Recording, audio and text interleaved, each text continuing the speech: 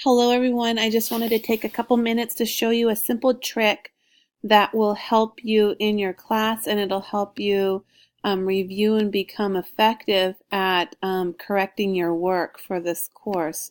So the first thing I want you to be able to do is to check your grades, and when you do that you go ahead and click grades, and that will bring up, most of the time for me, it'll bring up this big page here, and it has lots of participants in it because I'm the instructor.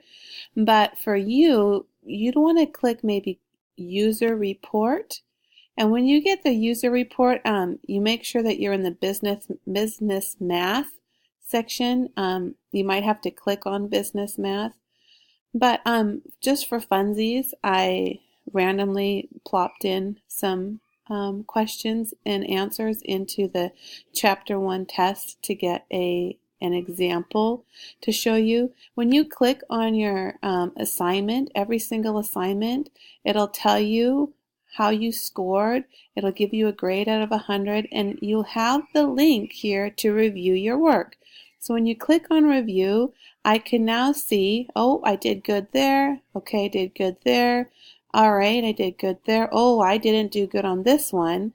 And it tells me what my correct answer is. And I can now use these numbers to work towards my correct answer.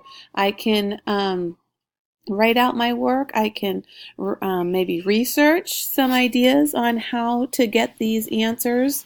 I can ask my instructor to help me on this problem.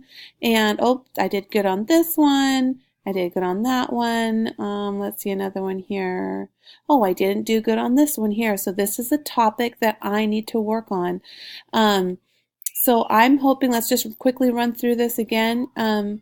You click on grades. And then once you click on grades, click on user report. Click on user report. Go down to any assignment that you have completed and click on the assignment, and then slide over to review. Click on review, and you will have access to your work, the correct answer, and you can work towards correct answers and turning in corrections.